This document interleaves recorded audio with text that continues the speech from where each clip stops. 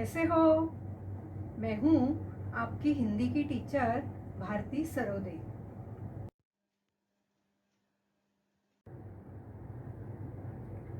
नमस्ते बच्चों। कोविड-19 के इस मुश्किल दौर ने हमें अपने घरों में रहकर अपना कार्य करने के लिए मजबूर कर दिया है, लेकिन बृहन्मुंबई महानगर पालिका ने आपके लिए इस चैनल के द्वारा पढ़ने का अवसर दिया है। इस चैनल द्वारा आपके लिए वीडियो बनाए जाते हैं जिसमें आपका पाठ, उसका शीर्षक तथा उसके नीचे दिए गए स्वाध्याय सभी दिखाई देंगे, जो आप घर बैठकर ही अपना अध्ययन पूरा कर सकोगे। तो चलिए आज हम एक नए पाठ की ओर जाते हैं। बृहन्मुंबई महानगरपालिका शिक्षण विभाग वर्चुअल ट्रेनिंग सेंटर द्वारा मैं भारती सरोदे आपका स्वागत करती हूँ। नमस्ते प्यारे बच्चों, आज हम हिंदी सुलभ भारती छठी कक्षा का अभ्यास करेंगे। आज हम चौथा पाठ सोना और लोहा पढ़ेंगे, सीखेंगे। इस पाठ के लेखक है रामेश्वर दयाल दुबे जी। तो देखते हैं पाठ सोना और लोहा। आओ हम लेखक का परिचय कराते हैं। ये है रामेश्वर दयाल दुबे जी। इनका जन्म 21 जून 1908 में उत्तर प्रदेश में हुआ था। इनकी मृत्यु 24 जनवरी 2011 को हुई। इनकी रचनाएं हैं अभिलाषा, चलो चले, डाल डाल के पंछी, माँ यह कौन, फूल और कांटा, कुकड़ों को, प्यारे बच्चे, धरती के लाल आदि। इन्होंने बहुत सारा बाल साहित्य लिखा है, इसलिए यह बाल साहित्यकार के रूप में प्रसिद्ध है। प्रस्तुत पाठ जो है सोना और लोहा, इस संवाद रूप के पाठ में रूप रंग की अपेक्षा सद्गुणों के महत्व पर जोर दिया गया है। यह पाठ सोना और लोहा इन दोनों के बीच जो संभाषण हुआ है, तो आइए किस प्रकार ये दोनों आपस में बात कर रहे हैं, हम भी तो सुने।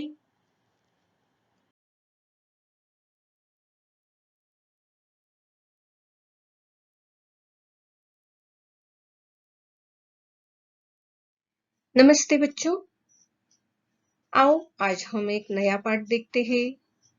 वैसे तो हर व्यक्ति की पहचान उसके गुणों से ही होती है। जैसे कोई खिलाड़ी हो, कोई कलाकार हो, कोई गायक हो, हर कोई उसके विशेष गुणों से ही जाना जाता है। हमें भी हमेशा अच्छे गुण ही अपनाने चाहिए।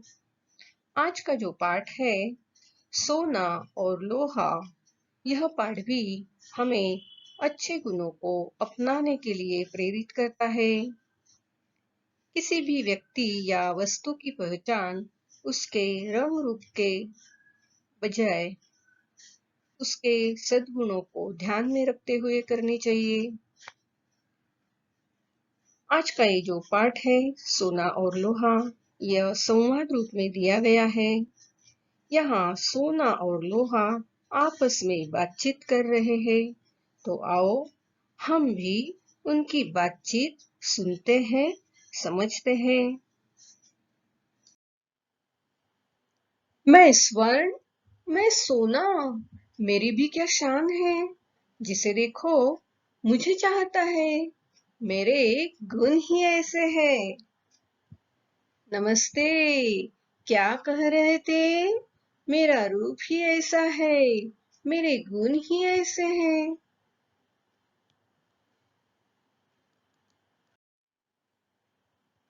तो मैं क्या झूठ बोल रहा हूँ?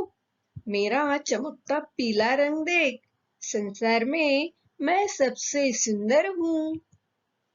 सोने, पहले यह तो बता कि तू तिजोरी से बाहर क्यों आया? लाख बार कहा कि तेरा बाहर आना खतरे से खाली नहीं, मगर तू मानता ही नहीं। तेरी रक्षा का भार मुझ पर है। राजा की रक्षा तो उसके नौकर चाकर ही करते हैं। अच्छा, तू राजा और मैं नौकर? मेरे एक चाटे से तेरा रूप बदल जाएगा। चल भीतर। भले ही तुम मुझसे बड़े हो, मगर मुझे डांटने का तुम्हें कोई अधिकार नहीं। मेरे 10 ग्राम का मूल्य 25,000, तो तुम 25-30 रुपए में किलो के हो। रुपयों में किसी वस्तु का मूल्य लगाना व्यर्थ है। देखना यह चाहिए कि कौन कितना उपयोगी है। सोने से पेट नहीं भरता, मैं सबका हाथ बटाता हूँ। अरे, लोहे से कैसे पेट भरता है? मैं अगर न रहूं तो किससे बनेगा फावड़ा, कुदाल, खुरपी? मकान बनाना हो तो लोहा चाहिए। युद्ध में लोहे के ही अस्त्र शस्त्र काम देते हैं। कोई बड़ा काम करना हो तो लोहे के बिना हो ही नहीं सकता।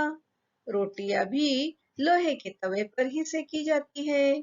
सभी कुछ लोहे से बनता है।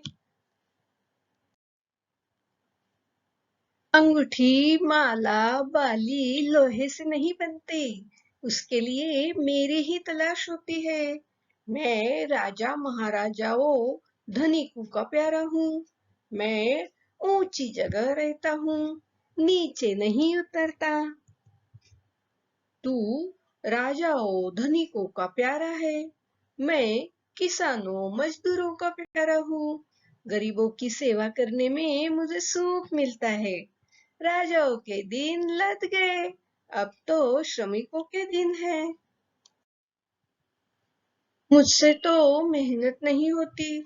मैं तो आराम से रहता आया हूँ और रहना चाहूंगा। आराम हराम है, श्रम में ही जीवन की सफलता है। तुमने देखा है मैं कितना काम करता हूँ। मैं कल कारखानों में दिन रात काम करता हूँ। जो काम करेंगे उन्हीं का सम्मान होगा। तो मेरा अब क्या होगा दादा?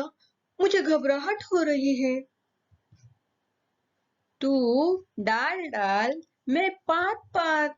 डर मत सोने, मैं सदा तेरी रक्षा करता आया हूँ, आगे भी करूंगा। मगर अब तू घमंड करना छोड़ दे। छोड़ दूंगा भैया, मगर मेरी रक्षा करना। अच्छा अच्छा, तू मेरा छोटा भाई है ना? चल भीतर चल, बिना पूछे बाहर मत आना। सोना और लोहा, इस छोटी सी नाटिका को हमने देखा है। ये दोनों आपस में क्या बातचीत कर रहे हैं, यह बात हमने समझ ली है। तो आइए आगे पाठ पढ़ते हैं। सोना कहता है, मैं स्वर्ण, मैं सोना, मेरी भी क्या शान है। जिसे देखो मुझे चाहता है, मेरे गुण ही ऐसे हैं। तो यहाँ ये जो स्वर्ण है, ये जो सोना है, जिसे हम कनक भी कहते हैं, ये क्या कह रहा है कि मेरी भी क्या शान है। शान यानी ठाट बाट। तो जब भी हम कोई गहने की दुकान देखते हैं तो कितनी शानदार होती है। यहाँ रखे जो गहने होते हैं कितनी शान से शोकेस में विराजमान होते हैं। तो इस तरह सोने को अपने इस शान पर बड़ा गर्व है। वह क्या कहता है, देखो, जिससे देखो मुझे ही चाहता है, क्योंकि मेरे गुण ही ऐसे हैं। अभी सोना जो धातु है एक चमकीला धातु है, जो बड़ा महंगा भी होता है और सबको उसकी चाह होती है। तो ऐसा ही जो सोना है वह अपने रंग रूप पे बड़ा इतरा रहा है। तो लोहा उसे क्या कहते हैं? नमस्ते, क्या कह रहे थे? मेरा रूप ही ऐसा है, मेरे गुण ही ऐसे हैं। सोना अपने रूप पर इतरा रहा है। रूप यानी शक्ल सूरत। तो ये जो सोना है, यह अपने रंग रूप पर इतरा रहा है। उसे अपने रंग रूप पर बड़ा ही घमंड है। तो आगे देखते हैं क्या कहते हैं ये दोनों। सोना कहता है, मैं क्या झूठ बोल रहा हूँ? मेरा चमकता पीला रंग देख, संसार में मैं सबसे सुंदर हूँ। सच है बच्चों, जितने भी धातु है, इन सब धातुओं में सोना ही बहुत सुंदर ऐसा धातु है। उसका चमकता पीला रंग सबको भा जाता है। तो उससे आगे लोहा क्या कहता है? सोने, पहले तू यह तो बता कि तू तिजोरी से बाहर क्यों आया? लाख बार कहा कि तेरा बाहर आना खतरे से खाली नहीं, मगर तू मानता ही नहीं। तेरी रक्षा का भार मुझ पर है। देखो तो अभी, ये जो तिजोरी है, ये तिजोरी लोहे की बनी हुई है। लोहे की छोटी लेकिन मजबूत अलमारी, जिसे तिजोरी कहा जाता है। तो सोना इतना कीमती है कि उसे हमेशा तिजोरी में रखा जाता है। इसलिए लोहा क्या कहता है कि तेरा बाहर आना खतरे से खाली नहीं। खतरा यानी डर, भय। अगर तिजोरी से हम गहने बाहर निकाल के रखते हैं और घर में कोई दूसरा आता जाता है, तो वह चोरी होने का, उस गहने की चोरी होने का डर होता है। इसलिए हमेशा सोने की चीजों को अलमारी में, तिजोरी में बंद करके रखा जाता है। तो ये जो लोहे की तिजोरी है, वह सोने की रक्षा करती है।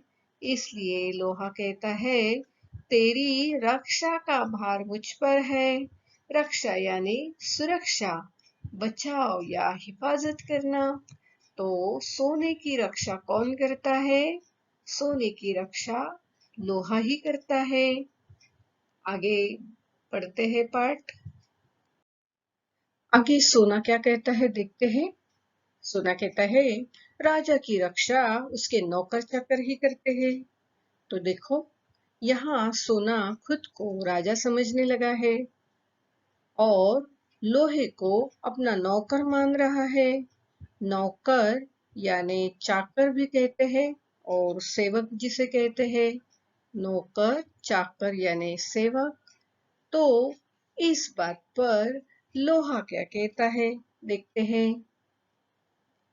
लोहा कहता है, अच्छा तू राजा और मैं नौकर, मेरे एक चाटे से तेरा रूप बदल जाएगा। चल भीतर। सच है बच्चों, ये जो लोहा है वो बहुत मजबूत होता है और उसकी तुलना में सोना बड़ा नाजुक सा धातु है। अगर लोहे की एक हथौड़ी या लोहे का एक चाटा सोने पे पड़ जाए, तो सोने का तो रूप ही बदल जाता है। चाटा यानी थप्पड़ या तमाचा। अगर लोहे का हथौड़ा किसी गहने पर पड़ जाए, तो सोच लो उस गहने की हालत क्या हो जाएगी। उसका तो सारा रूप रंग बदल जाएगा। तो यहाँ जो लोहा है वो मजबूत है, सोना है वो नाजुक है। तो सोना, उसकी जो कमी है वो नाजुक है, यह बात भूल जाता है और अपने रंग रूप पर ही घमंड करने लगता है। तो लोहा उसे अपनी जगह दिखा रहा है। आगे का पाठ बड़े ध्यान से सुनना बच्चों। सोना कहता है, भले ही तुम मुझसे बड़े हो, मगर मुझे डांटने का तुम्हें कोई अधिकार नहीं। देखो, यहाँ लोहा उससे बड़ा है, लेकिन डांट तो यह सोना ही उसे रहा है और ऊपर से कहता है, मुझे डांटने का तुम्हें कोई अधिकार नहीं। तो यहाँ घमंड के साथ साथ अब ये जो सोना है, वह छोटे बड़े का लिहाज भी भूल चुका है। वह आगे यह भी कहता है कि मेरे 10 ग्राम का मूल्य 25,000 रुपए है, तो लोहा 25-30 रुपयों में 1 किलो मिल जाता है। तो इस तरह अभी अब उसे अपने रंग रूप के साथ साथ अपने मूल्य का भी घमंड हो रहा है, और वह लोहे से कहता है कि तुम तो बिल्कुल कम दाम वाले हो। तो इस पर लोहा उसे क्या कहता है, देखते हैं।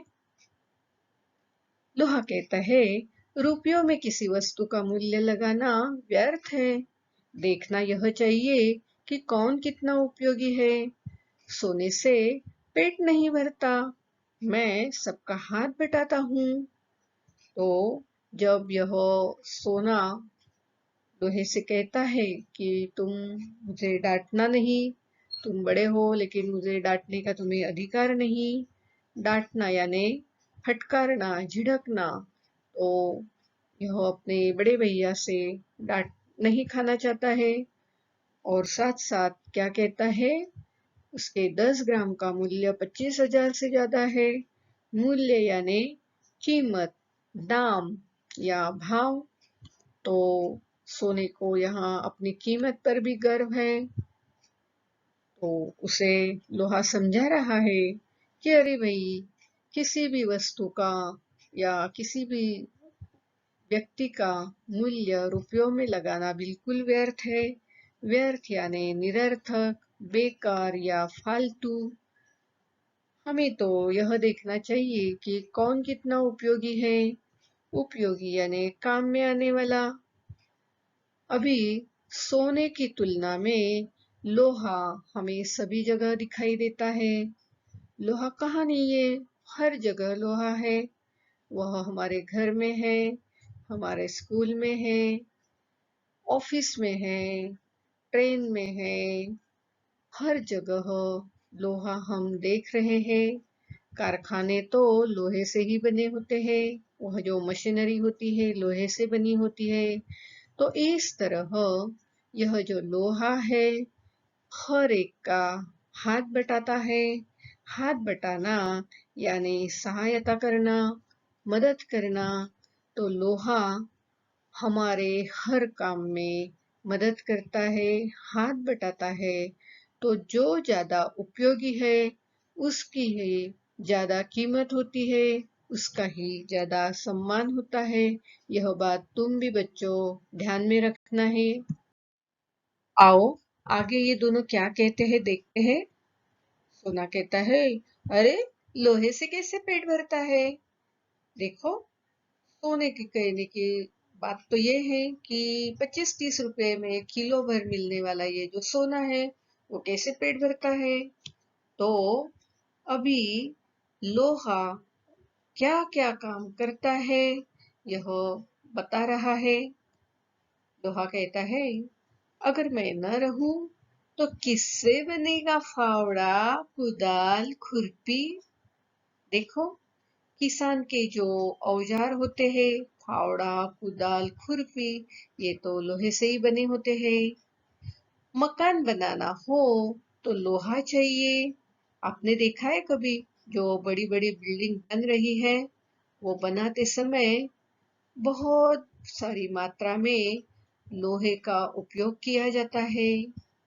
युद्ध में भी लोहे के ही अस्त्र शस्त्र काम देते हैं। कोई बड़ा काम करना हो तो लोहे के बिना हो ही नहीं सकता। रोटियां भी लोहे के तवे पर ही सेकी जाती है। सभी कुछ लोहे से बनता है। तो आओ आगे हम लोहे के जो उपयोग होते हैं, लोहा कहाँ कहाँ यूज होता है, कहाँ कहाँ उसका उपयोग होता है, ये बात हम समझ लेते हैं। आओ देखते हैं। देखो तो, किसान का जो ट्रैक्टर है, हल है, इसके लिए भी लोहे का उपयोग किया जाता है। ये जो किसान के औजार है, फावड़ा, कुदाल, खुरपी, ये बनाने के लिए भी लोहा उपयोगी है।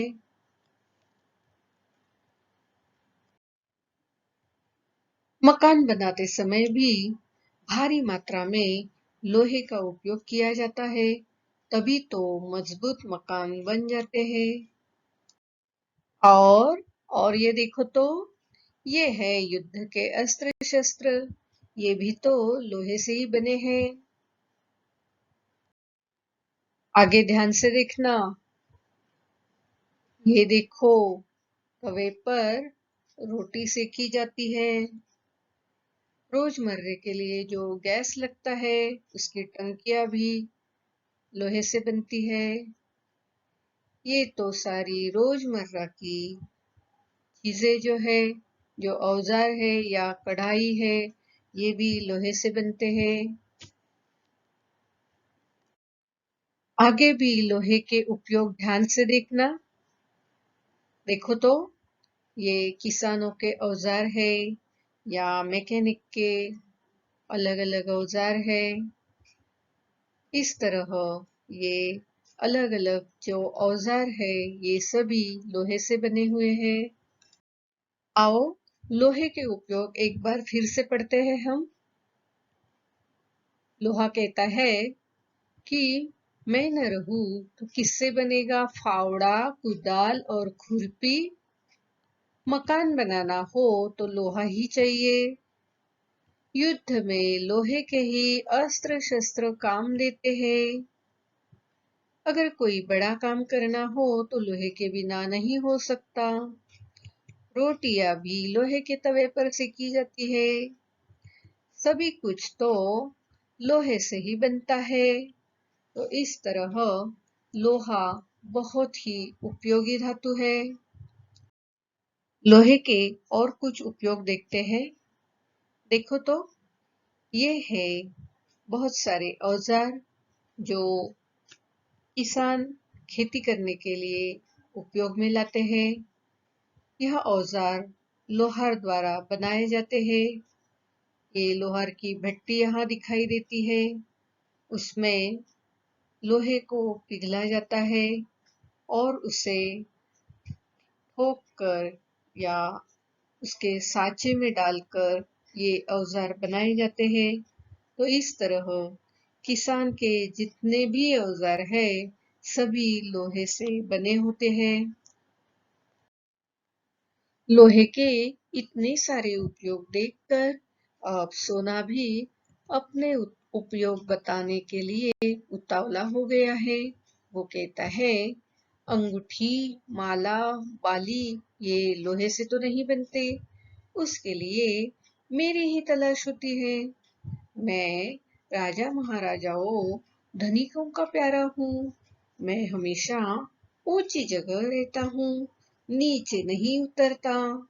देखो, अभी उसे इस बात का भी घमंड होने लगा है कि वह राजा महाराजाओं के साथ, धनिकों के साथ रहता है। तो उसको इस बात का भी गर्व होने लगा है। क्या कहता है? मैं हमेशा ऊंची जगह रहता हूँ, नीचे नहीं उतरता। सच है भाई, अगर सोना यहाँ वहां बिखरता है तो कोई भी उसे चुरा लेगा। तो उसे हमेशा अलमारी में बंद रखा जाता है या तो शरीर पर पहना जाता है गहनों के रूप में। इसलिए उसे थोड़ा घमंड हो गया है कि मैं हमेशा ऊंची जगह रहता हूँ। तो इस पर ये जो लोहा है क्या कहता है, देखो तो, तू राजाओं धनिकों का प्यारा है, मैं तो किसानों मजदूरों का प्यारा हूँ। इन गरीबों की सेवा करने में मुझे सुख मिलता है। राजाओं के तो दिन लद गए, अब तो श्रमिकों के दिन है। राजाओं के दिन लद गए, दिन लद जाना यानी बीती बात होना। अभी आपने कभी देखा है कोई राजा राज्य कर रहा है, उसकी प्रधानमंत्री सेवक है, उसके वो गहने पहनकर सिंहासन पर बैठकर राज चला रहा है? ऐसा कोई राजा अभी देख रहे हो क्या तुम? नहीं। राजा महाराजा ये तो अब पुराने जमाने में होते थे, अब तो उनके दिन लद गए, यानी राजाओं की बात अभी बीती बात हो गई। अब किसका युग है? यह श्रमिकों का युग है। श्रमिकों के दिन है, तो लोहा बता रहा है कि मुझे इन श्रमिकों की, गरीबों की सेवा करने में ही सुख मिलता है, न कि राजा महाराजाओं के संग रहने में मुझे कोई दिलचस्पी है। तो इस तरह लोहा, जो छोटा आदमी हो, बड़ा आदमी हो, हर एक खरीद सकता है। तो इस तरह लोहा जो है गरीबों की सेवा करता है। देखो, अब सोने और लोहे में अपने अपने उपयोग बताने की जैसी कि ओड़ लगी है, वो अपने उपयोग बता रहे हैं। सोना कहाँ कहाँ उपयोग में आता है, देखो तो। ये जो गहने हैं, अलग अलग तरह के गहने हैं, मालाएं हैं, अंगूठी है, बाली है, या देवी देवताओं के मुकुट है, ये बनाने के लिए सोने का उपयोग किया जाता है। सोना हमेशा राजा महाराजाओं के साथ, धनिकों के साथ रहता है। इसका मतलब यह है कि जिसके पास पैसा है वही यह कीमती धातु, सोने का धातु खरीद सकता है। देखा ना बच्चों, सोने का उपयोग कहाँ कहाँ होता है। सोना क्या कहता है, अंगूठी, माला, बाली लोहे से नहीं बनते, उसके लिए तो मेरी ही तलाश होती है। तलाश करना यानी खोजना, हर एक को सोने की चाह होती है। ये राजा महाराजाओं का और धनिकों का प्यारा है और हमेशा ऊंची जगह रहता है। तो लोहा क्या कहता है, तू अगर राजा और धनिकों का प्यारा है तो मैं भी किसानों, मजदूरों का प्यारा हूँ। उनकी सेवा करने में ही मुझे सुख मिलता है। अब तो राजाओं के दिन लद गए हैं, अब तो श्रमिकों के दिन है। दिन लद जाना यानी बीती बात होना। अब के जमाने में राजा महाराजा नहीं है। तो इस तरह ये दोनों जो एक दूसरे को अपने उपयोग बता रहे हैं, आप भी समझ रहे हो ना, सोने के उपयोग और लोहे के उपयोग। तो आइए आगे का पार्ट देखते हैं। देखो तो, आगे ये दोनों क्या कहते हैं। सोना कहता है, मुझसे तो मेहनत नहीं होती, मैं तो आराम से रहता आया हूँ और रहना चाहूंगा। सच बात है, सोना जो है हमेशा तिजोरी में बंद होता है, वह बड़े आराम से तिजोरी में पड़ा रहता है।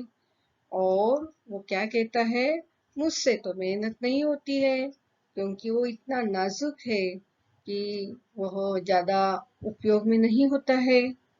तो वो क्या करता है कि मैं आराम से रहता आया हूँ और आगे भी आराम से ही रहना चाहूंगा। तो लोहा क्या कहता है, आराम हराम है, श्रम में ही जीवन की सफलता है। तुमने देखा है मैं कितना काम करता हूँ। मैं कल कारखानों में दिन रात काम करता हूँ। जो काम करेंगे उन्हीं का सम्मान होगा। सच बात है बच्चों, आराम हराम है। आराम हराम है, यह जो घोषणा है, यह जो बात है, वह हमें चाचा नेहरू ने बताई है जब वे पंत प्रधान थे। तो हर एक को आराम तो करना चाहिए, लेकिन वो सीमित समय तक ही आराम होना चाहिए। हम काम करने के बाद जब थक जाते हैं या दिन भर काम, पढ़ाई करने के बाद थक जाते हैं तो रात को सोना चाहिए, आराम करना चाहिए। लेकिन दिन रात आराम करना ये तो कोई अच्छी बात नहीं है। अगर हम हमेशा आराम ही करते रहेंगे तो अपनी प्रगति कैसे करेंगे, हमारे जो उद्दिष्ट है जीवन के उसे पूरा कैसे करेंगे। तो श्रम में ही जीवन की सफलता है। ये लोहा देखो कितना काम करता है, वह कारखानों में काम करता है, हमारे घरों में काम करता है, वह रेल में काम करता है, वह हर जगह काम करता हुआ दिखाई देता है। तो इस जग में भी जो व्यक्ति इस तरह हमेशा काम करेगा, दूसरों के उपयोग में आएगा, उसी का इस जग में सम्मान होता है। तो इसलिए ये जो लोहा है उसका बड़ा ही उपयोग होता है हर जगह। देखो तो बड़े बड़े कारखानों में या किसी व्यवसाय में लोहे का बहुत सारा उपयोग किया जाता है। तो ये जो सोना है उससे कोई मेहनत नहीं होती है, क्योंकि वह बहुत ही नाजुक है। उसे मेहनत नहीं होती है, शारीरिक श्रम नहीं होते हैं, कष्ट करने की उसकी तैयारी नहीं है। तो ये जो लोहा है हर जगह दिखाई देता है, हर एक के काम में आता है, हर एक के लिए उपयोगी है, इसलिए उसका हर जगह सम्मान होता है, उसका आदर होता है। तो इस तरह सोना और लोहा ये जो दो धातु है, इन धातुओं में से लोहे को ही हम हर जगह पाते हैं। लोहा ही हमें हर जगह दिखाई देता है। सोने ने और लोहे ने अपने सारे उपयोग तो बता दिए हैं, लेकिन जब लोहे ने कहा कि अब श्रमिकों के दिन है, तो सोना आगे क्या कहता है देखते हैं। सोना कहता है, तो मेरा अब क्या होगा दादा, मुझे घबराहट हो रही है। तो लोहा कहता है, तू डाल डाल, मैं पात पात, डर मत सोने, मैं सदा तेरी रक्षा करता आया हूँ, आगे भी करूंगा, मगर अब तू घमंड करना छोड़ दे। तो ये जो सोना है उसके पास अब कुछ कहने के लिए नहीं रहा है, उसके अब कुछ उपयोग बताने के लिए उसके पास नहीं है। तो वो थोड़ा सा घबरा गया है। घबराहट होना यानी घबराने की अवस्था होना। तो उस बात पर ये लोहा उसे थोड़ा धीरज देता है। लोहा उसे क्या कहता है कि तू डाल डाल, मैं पात पात, यानी कि तू अगर उत्तम है तो मैं भी अति उत्तम हूँ। आप अगर शेर है तो हम सवा शेर है। इसका मतलब है तुमसे भी ज्यादा मैं निपुण हूँ, तुमसे भी ज्यादा गुण मुझमें है, लेकिन तुम डर मत सोने, मैं सदा तेरी रक्षा करता आया हूँ।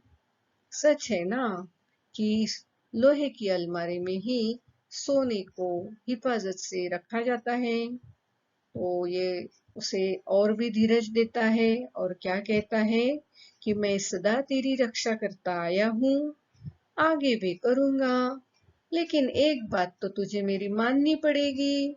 वो बात यह है कि तू घमंड करना छोड़ दे।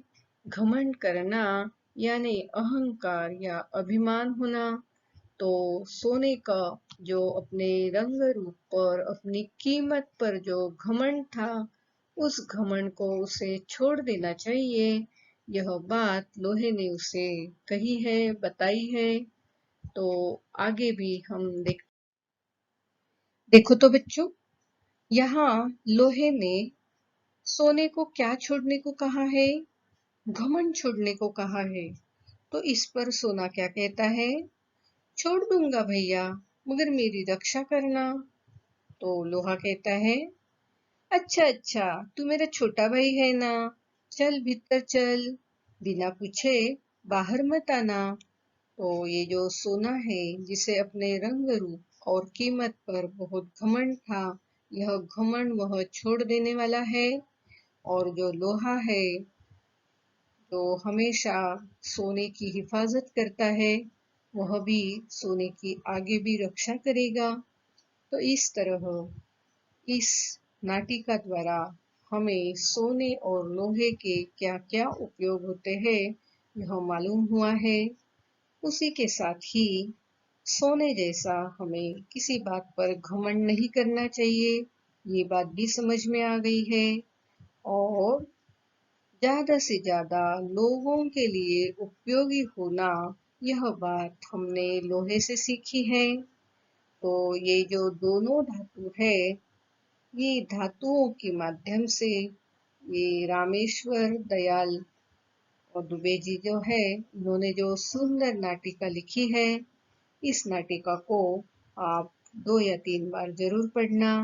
पढ़ते पढ़ते सारे संवाद को याद कर लेना और आगे जाके अपने दोस्त, अपने भाई या अपने बहन के साथ यह नाटिका प्रस्तुत करना। यह नाटिका प्रस्तुत करने के लिए अभी आपको कहीं जाना तो नहीं है, सिर्फ आपके घर में ही यह नाटिका जरूर आप प्रस्तुत करना। और ये पाठ जो है, इस पाठ से जो सीख मिलती है उसे कभी भूलना नहीं। क्या सीख मिलती है?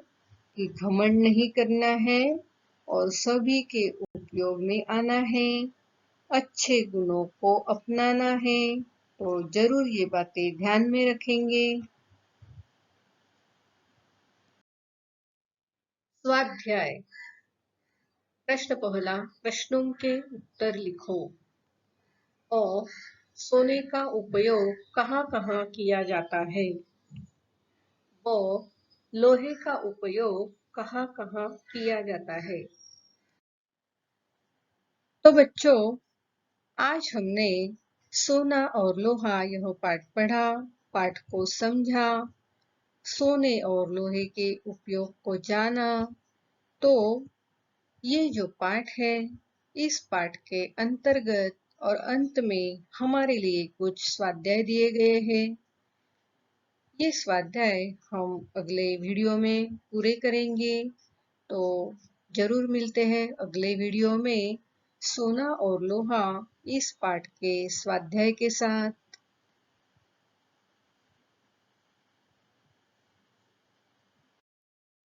आज आपने यह वीडियो कंप्यूटर, लैपटॉप या मोबाइल पर देखा होगा।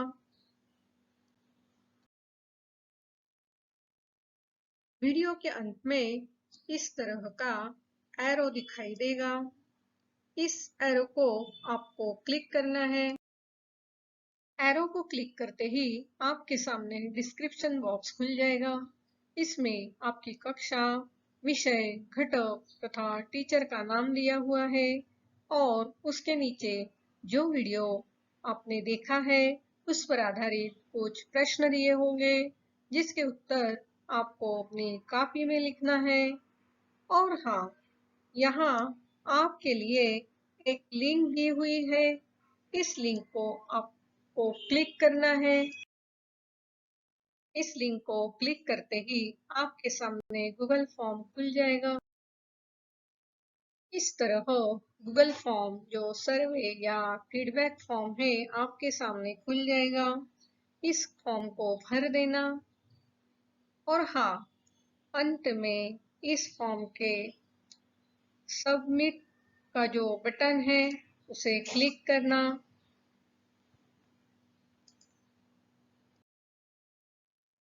इस लिंक को क्लिक करके गूगल फॉर्म जरूर भरना। और हाँ, अगली बार वीडियो देखने के लिए छठी कक्षा का ये थंबनेल जरूर याद रखना। आज हमने जो पाठ पढ़ा है आपको पसंद जरूर आया होगा। मेरा ये वीडियो लाइक और शेयर कीजिए, अपने दोस्तों को बताइए, अपने दोस्तों को ये वीडियो भेजिए, सब्सक्राइब कीजिए। हम फिर एक नए पाठ के साथ फिर मिलेंगे। तब तक बाय बाय। मेरा ये वीडियो ध्यान से देखने के लिए आप सभी को बहुत बहुत धन्यवाद।